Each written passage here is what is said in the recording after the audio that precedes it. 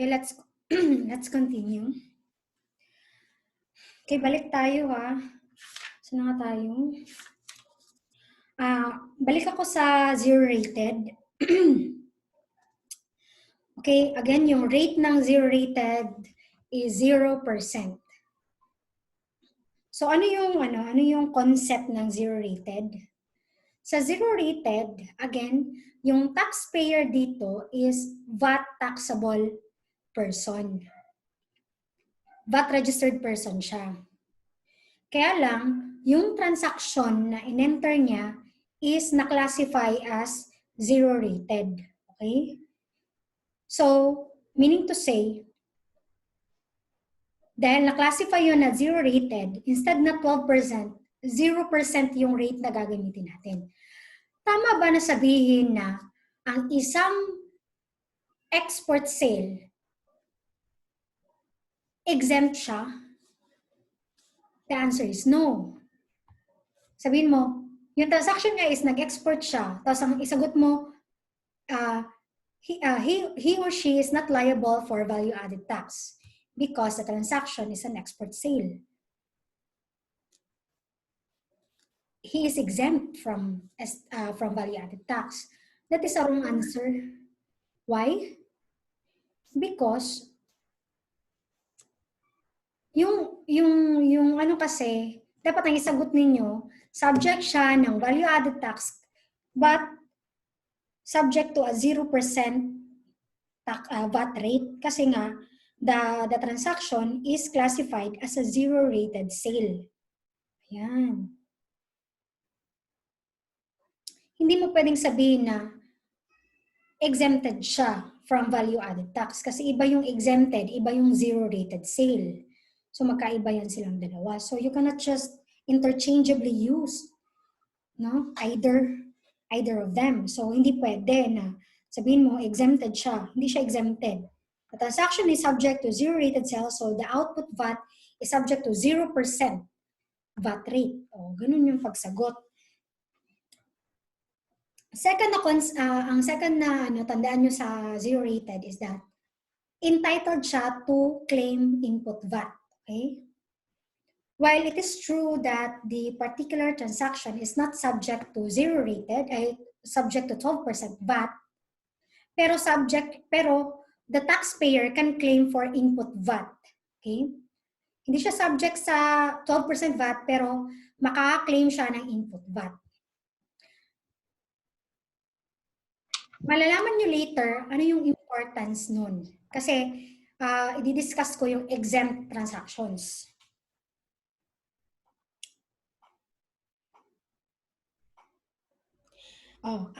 May basahin ako ha. A zero-rated sale of goods or properties by a VAT-registered person is a taxable transaction for VAT purposes. Di ba?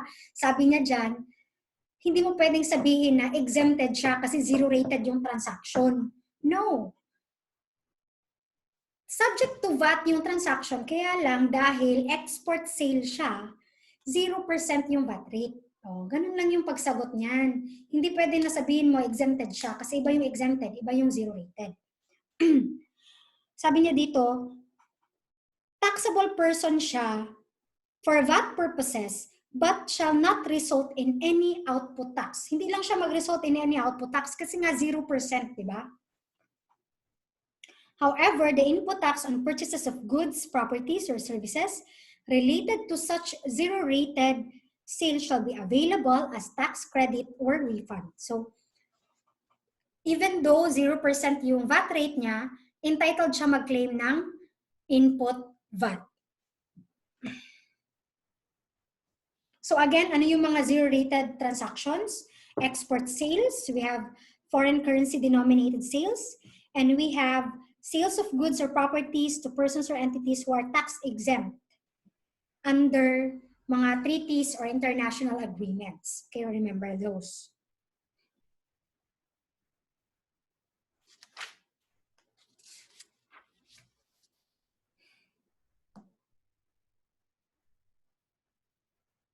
Ay, dito pala yung eco zones.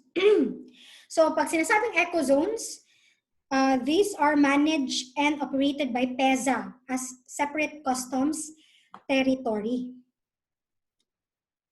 So consequently, sales made by a person in the customs territory to a PEZA registered entity are considered exports to a foreign country and thus zero rated. This is the old law.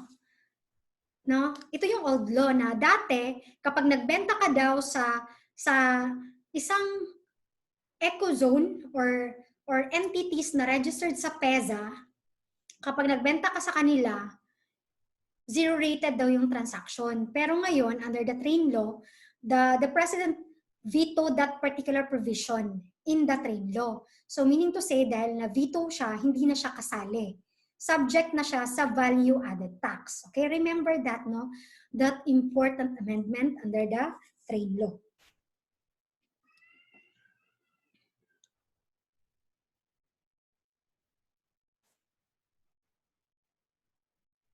Transactions deemed sale, na-discuss ko na to.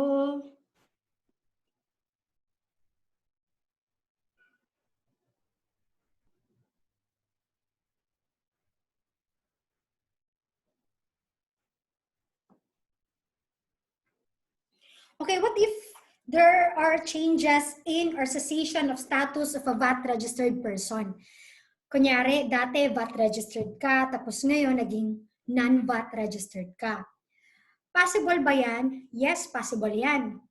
Kasi we have a threshold. May threshold tayong fina-follow bago ka ma-consider as VAT registered person. Bago ka required under the law na mag-register as VAT registered.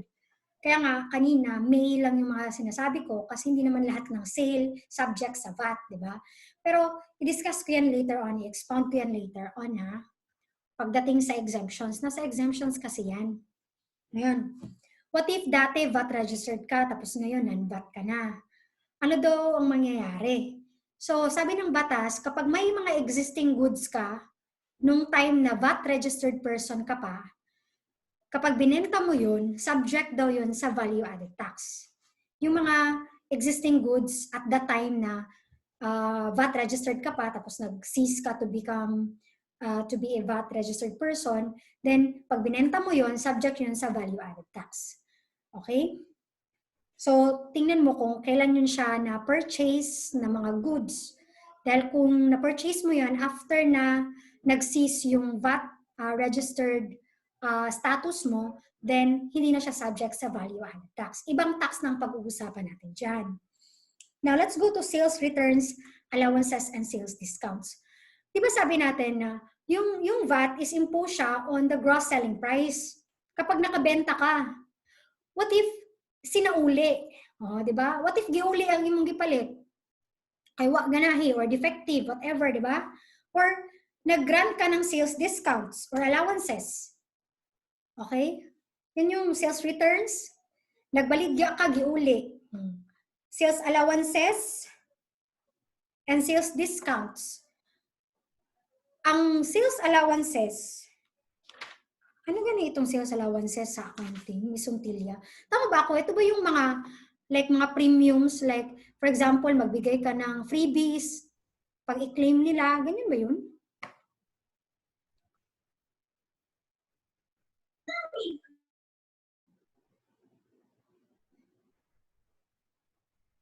Murag dili ata Ay, attorney. alam ko na yung mga... Murag discount. Ay, dili ma-collect. Oh, sales allowance. Yung... Amo to sa allowance. Parang ano yan, yung mga... Diba kasi nga accrual method tayo, we do not really consider kung na-receive na natin yung bayad, di ba? I-research ko yan para hindi tayo magkamali.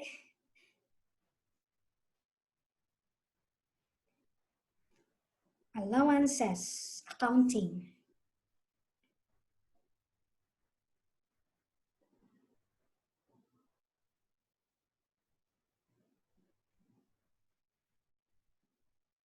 Ay, maano daw. Ang sales allowance daw is, ito yung mga reduction in the price charged by a seller due to a problem with the sold product or service, such as a quality problem, a short shipment, or an incorrect price. O, mga ano siya, mga problem sa pricing. Okay? So mga ganyan. And sales discount. Yung sales discount naman, parang magatagod sila 10% discount o mana. So what if may mga ganyang transaction, ay may mga ganyang instances? May nagbenta ka na-record mo na sale, pero isinauli naman ni customer. Anong mangyayari ngayon? Di ba remember, kapag nagbenta ka, once nagbenta ka, may VAT na yan, di ba? Paano kung isauli? Anong mangyayari sa VAT? O, yan yung isasagot ng paragraph D ng section 106. The value of goods or property sold and subsequently returned, or for which allowances were granted by a VAT-registered person, may be deducted from the gross sales or receipts for the quarter in which a refund is made or a credit memorandum of refund is issued. Ay, alam ko na. Ang treatment pala niyan is, kunyari, ganito, January, nagbenta ka. Okay? Nagbenta ka, let's say, umabot ng 1 million yung benta mo. Tapos, nag-charge ka dyan ng VAT. So, ang VAT dyan is 12% ng 1 million. Magkano yun? 120,000. Am I correct? 120,000 yung VAT. So, meaning, ang total na receive mo is yung 1 million na price plus 120,000. So, 1,120,000. Ngayon, pagdating ng April, isinauli ng customer, let's say, worth 500,000 yung isinauli niya na goods. So, magkano yung ano doon, VAT sa 500,000? 60,000, di ba? Half ng 120,000, di ba? So, nag-charge ka na ng 120,000, tapos yung sinauli, binalik sa'yo yung goods. Kung ibalik sa'yo yung goods, ano mangyayari? Idi ibalik mo din yung bayad niya, di ba? Ibalik mo din yung bayad niya. So, pero, nung first quarter return, nagbayad ka na ng VAT. Di ba? Balik ko January, nagbenta ka, 1 million. Tapos, nag-impose ng 120,000 VAT doon. Siyempre, quarterly payment yung VAT natin. Di ba? So, meaning to say, bayad na yun siya pagdating ng April. Di ba? Nagbayad ka na sa April. Nabayad ka na sa April ng VAT sa BIR. Ngayon, let's say May na lang. Pagdating ng May, binalik ng customer. Dahil binalik ng customer yung goods, so you are bound to return also the payment, di ba? Yung amount. Paano yun? Yung VAT, binayaran ko na. Tama? Anong gagawin ko? Sabi ng batas, pwede mo daw i-deduct yung amount ng refund. Kung nag-refund ka na sa customer mo, i-deduct mo siya doon sa quarter na kung kailan ka nag-refund. Dahil May niya sinauli yung goods, May ka nag-refund. So meaning to say, saang quarter ba pwedeng i-deduct yung VAT na nabayaran mo sa first quarter? Miss Bermudez. Kailan mo i-deduct yun sa VAT?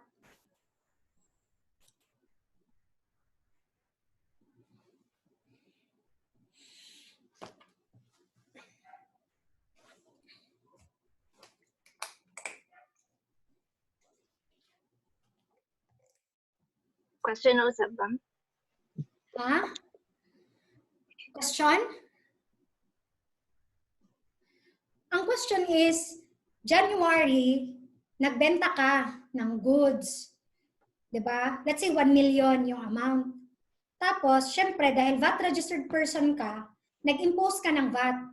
So, nag-add ka ng 12% sa 1 million, so naging 1,120,000 kasi yung 12% ng 1 million is 120,000. Ngayon, pag end ng first quarter, binayaran mo yung VAT, di ba? Ang deadline niyan sa April. So, bayad na yung 120,000 na VAT. Sa BIR, niremit mo na yun sa BIR, binayad mo na. Ngayon, dumating yung May, sinauli ng customer. Kasi say may defect, ganyan, etc. Diba? So ngayon, sinauli yung goods, may sales return na nangyari. Let's say, ang sales return, yung goods, yung value ng goods na ibinalik is 500,000 on May. Dahil ibinalik niya yung goods, ni-refund mo naman on May. Diba? So, gi-refund mo ang kwarta na gibayad niya. Siyempre, alangan, diba? Question, kailan mo i-deduct yung nabayaran mo na VAT sa first quarter? Sa second quarter po, attorney. Okay, yun siya yung sagot, no? So sabi ng batas, you can deduct that from the gross sales or receipts for the quarter in which a refund is made or credit memorandum or refund is issued. Ang sabi niya dito, ang i-deduct mo pala dito is yung value ng goods. Yung value ng goods, ha? Okay, ganito ha, illustrate ko ng mabuti para maintindihan nyo.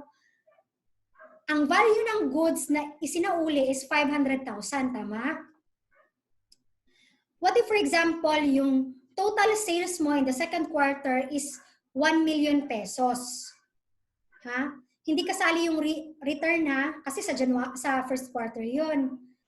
What if in the second quarter, ang recorded gross sales mo is 1 million? Question, magkano na lang ang gross sales mo sa second quarter ngayong may return? Mr. na po. Mr. Gumela. Magkano na lang yung gross sales mo sa second quarter? 500,000. Magkano? 500,000. Yes, 500,000 na lang. Kasi sabi ng batas, you will deduct the value of the goods returned in the quarter in which a refund is made or a credit memorandum or refund is issued. Ayan, di ba? Madali lang, di ba?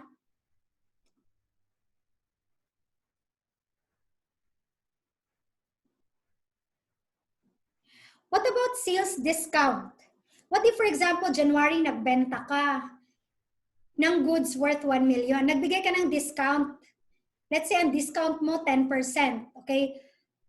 How much is 10% of 1 million? 100,000, di ba? O, para mas madali yan, kukunin mo lang ng isang zero yan. Ay, 1 million. 6 yan, di ba? O, kunan mo lang ng, yung shortcut ba, para hindi ka maano. Kunan mo lang ng isang zero, 100,000 na yan, di ba? Haba ko.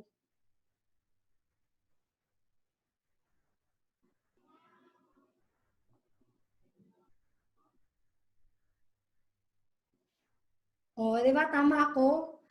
Okay? So ganyan na yan. Kung pila ganyan ang zero, mo ito mo ikuha, ana na pag-times ana. Now, what if may sales discount, di ba? Nagbenta ka January worth 1 million, nagbigay ka ng discount na 10%. Sabi ko, ang 10%, 100,000. Okay? Ngayon, sabi ng batas, dahil at the time na nagbenta ka, nagbigay ka ng sales discount, automatically, deduct mo yung value ng sales discount. Okay? So, meaning to say, i-ask ko kayo, magkano yung gross sales in the first quarter? Miss Solis. Magkano yung gross sales in the first quarter? Attorney? Magkano yung Yung gross sales na i-record na subject sa VAT in the first quarter kung may sales discount na 10%? 1 million yung value, nag-discount ka ng 10%, magkano yung i-declare mo na gross sales in the first quarter? 900, attorney. 900,000. Okay, 900,000. Kasi sabi dito, i-deduct mo daw yon, i-exclude mo daw yung sales discount, yung value ng sales discount from the gross sales within the same quarter it was given. So kung kailan mo siya binigay, kailan mo siya ginunant sa customer mo, yun din yung time na i-claim mo siya as a deduction from your gross sales. Ayan. Madali lang, di ba?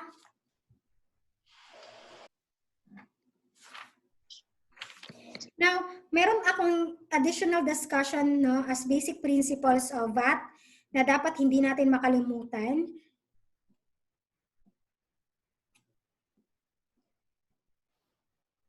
Itong characteristics no, ng VAT taxable transaction. Nakalimutan ko ito na i-discuss. Ano yung mga general characteristics or nature ng value-added tax? Importante ito no, para maintindihan talaga natin ano yung value-added tax. Kasi yung pinag-usapan natin kamakailan lang is technical na yun masyado. So ito, basic ito ng mga characteristics and nature. Number 1 is privilege. A value-added tax is imposed by law directly not on the thing or service but on the act. O yun yung sabi ko kanina, di ba, na hindi siya imposed on the thing or the goods or service. Imposed siya on the sale, barter, exchange, or lease. Ini-impose siya sa transaction, sa act, hindi sa butang, hindi sa service. Second one is, value-added tax is an ad valorem tax.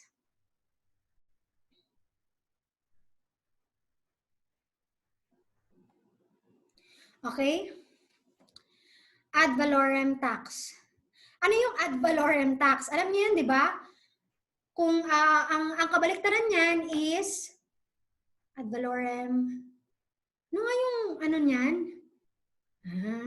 Sige nga, i-review ko nga kayo.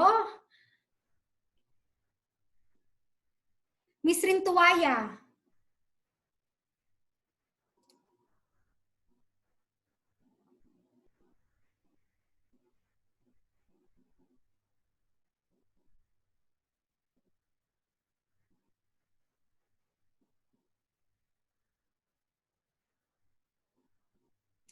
Hello. Ano sa ganitong kabaliktaran sa ad valorem?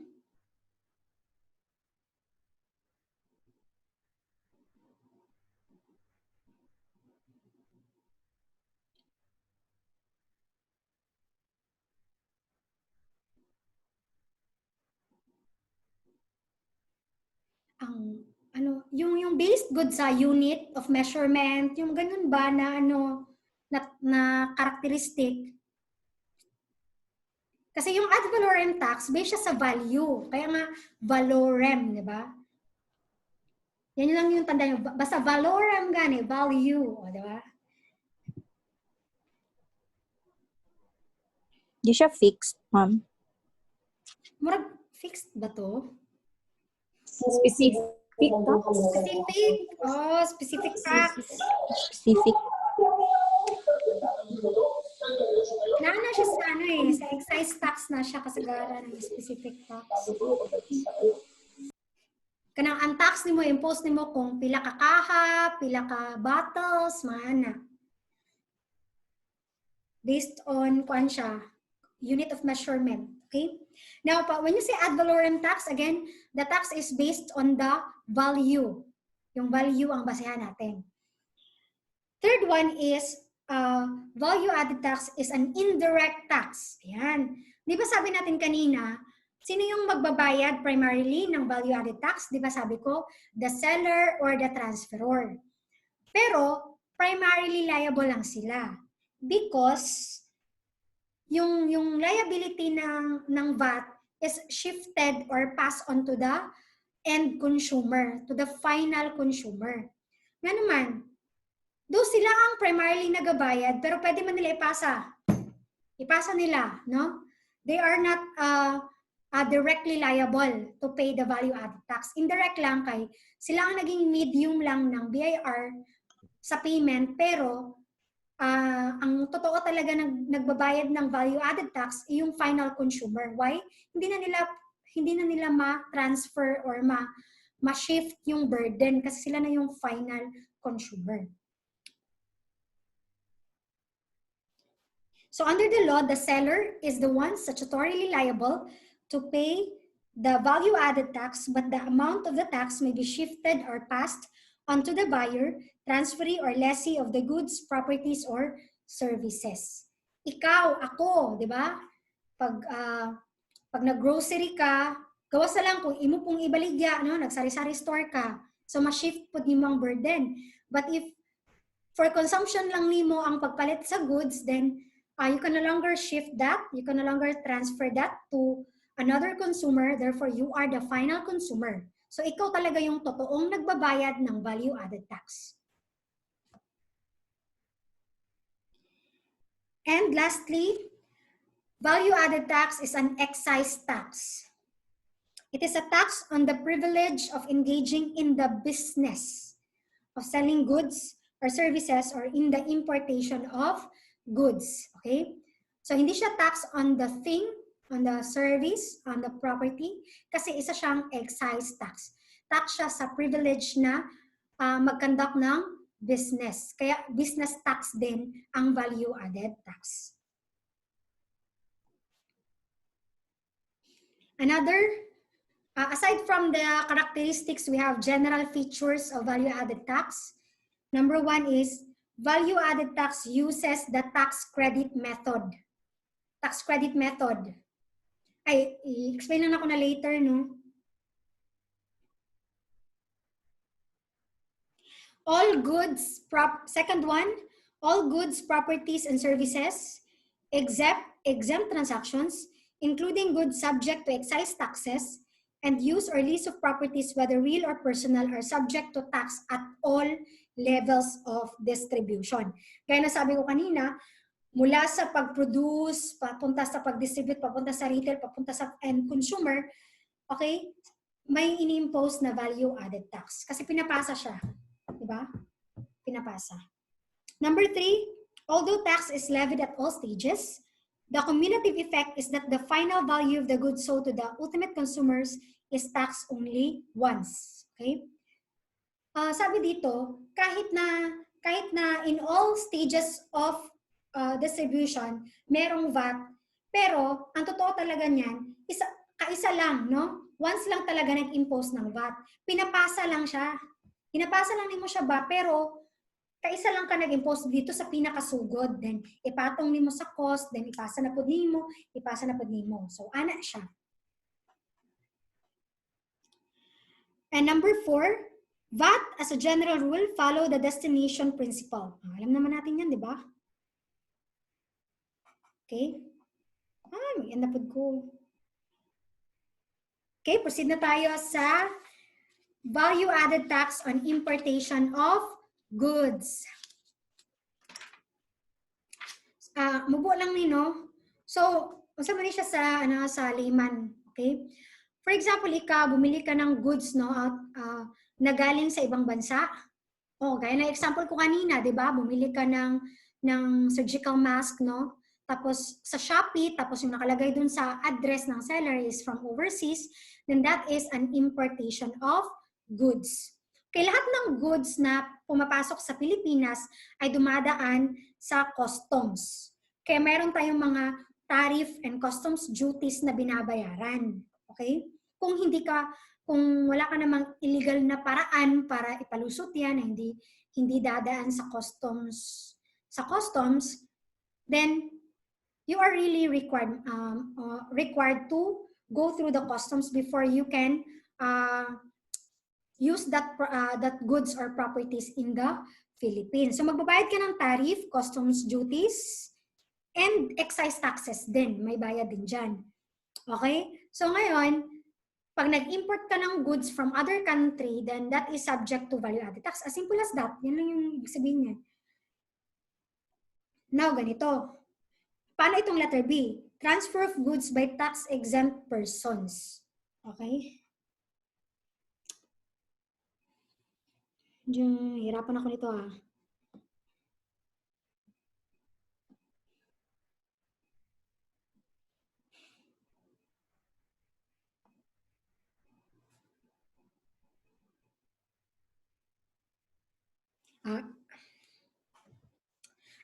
Balik tayo sa principles ng importation of goods pala. Sino ang magbabayad ng VAT, no, kapag nag-import ka? E di ang importer, yun yung nasagot, ang importer, prior to the release of such goods from customs, custody. So, before nila i-release yan, magbabayad ka muna ng tariff and customs duties and whatever chuchu eklavo na fees na ipapabayad nila sa inyo. So, before mo makuha yung property, okay? Bago siya ma-release sa'yo. So, ikaw na importer, ikaw yung magbabayad. So, hindi applicable sa'yo yung indirect tax. Okay? Maliban na lang kung ibenta mo. So, kung ibenta mo siya, edi, pwede mong ipasa, no? I-transfer. Okay? So, who is an importer? He's a person who brings goods into the Philippines, whether or not made in the course of his trade or business, including non-exempt persons or entities who acquires tax-free imported goods from exempt persons, entities, or agencies. So kapag importation of goods, hindi kailangan na engage ka in trade or business. Okay? Yan yung tandaan ninyo. Hindi kailangan na engage ka in trade or business. Kapag nag-i-import ka ng goods, kahit na ikaw lang yung gagamit ng goods or service, goods or properties na binili mo from overseas, you are still subject to value-added tax. Okay?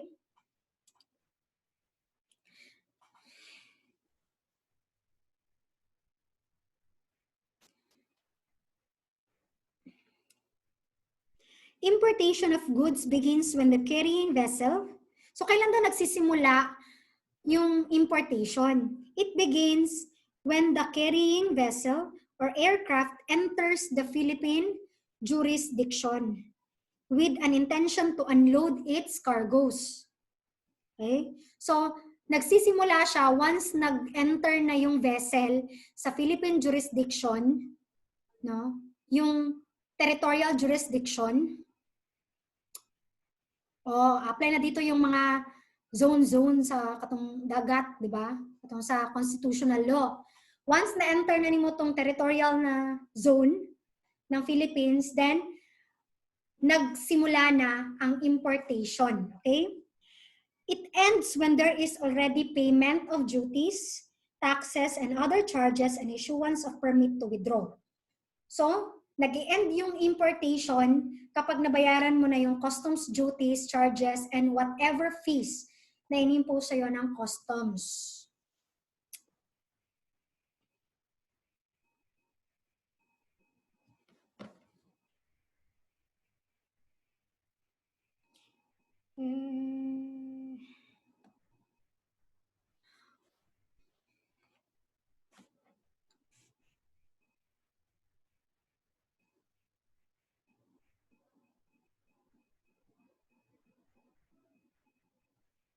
Now, let's talk about transfer of goods by tax-exempt persons.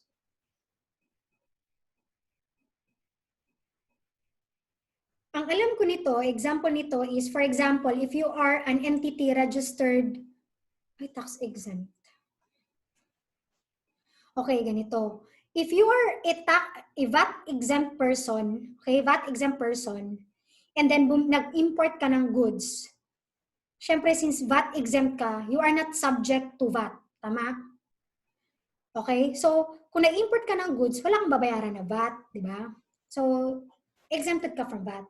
Pero later on, kapag ikaw na tax-exempt person, binenta mo yung goods na in-import mo sa taxable person or VAT registered person, then yung VAT registered person, liable siya to pay the value-added tax.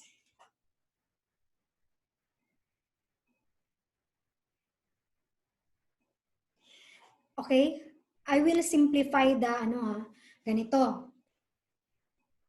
Di ba sabi ko, meron tayong VAT registered person, meron tayong VAT exempt persons. No? VAT registered, VAT exempt, di ba? Dalawang klaseng tao, no? Dalawang klaseng persons.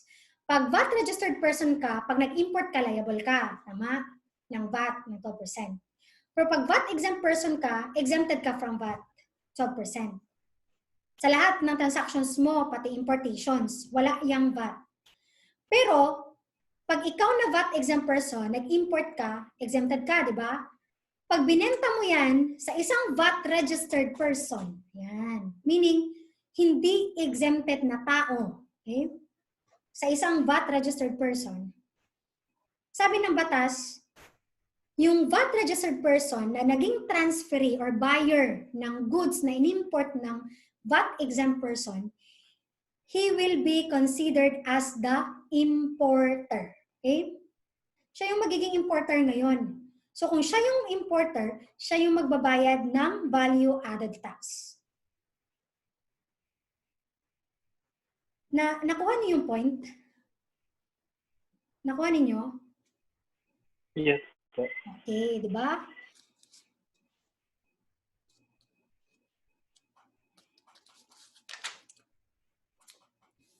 Okay, let's continue with our next session. Kay mag-end na ko. Remaining time, 1 minute na lang. Sige, bye.